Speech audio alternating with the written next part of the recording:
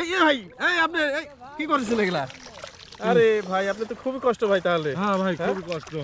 এভাবে বাচ্চাটা মনে করেন যান এই যান।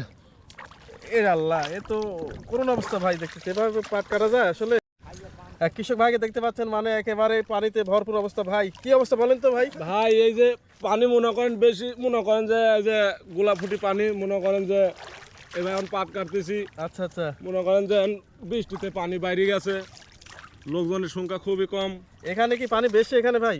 হ্যাঁ ভাই, পানি যে গোলাফুটি পানি দেখতে পাচ্ছেন, হ্যাঁ। সময় সময় ডুব ভেঙে কাটা লাগতেছে। ডুব ভেঙে কাটা লাগতেছে? হ্যাঁ, কি বলেন ভাই?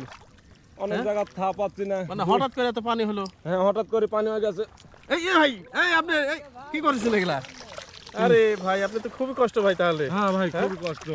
এভাবে বাচ্চাটা মনে করেন যান এই যান। এর আল্লাহ, এ তো করুণ অবস্থা ভাই, দেখতেছি এভাবে পাট কাটা যায় আসলে? হ্যাঁ, হ্যাঁ এইভাবে কাটতে হবে। এভাবে পাট কাটা তো খুবই মুশকিল। প্রত্যেকবার যদি এভাবে ডুব ভাঙতে হয় তাহলে তো খুবই মুশকিল ভাই। আবার এই যে হাঁসের রাখার জায়গা নাকি আপনার মুখ ধরে আছেন।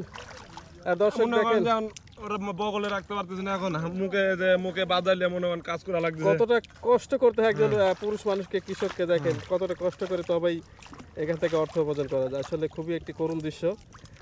জানি না কার কি লাগবে, তো অবশ্যই ভিডিওটি সবাই ভাইটার জন্য দোয়া করবেন। এরকম দৃশ্য আসলে খুবই করুণ, আর পুরুষকে এরকম কাজ না করলে অবশ্যই দাম নাই ভাই। ঠিক আছে ভাই, আপনাকে আমি ডিস্টার্ব না করি ভাই, আপনি খুবই মানে কাজ করতেন, খুবই আমার খুব খারাপ লাগলো এই দৃশ্য দেখে।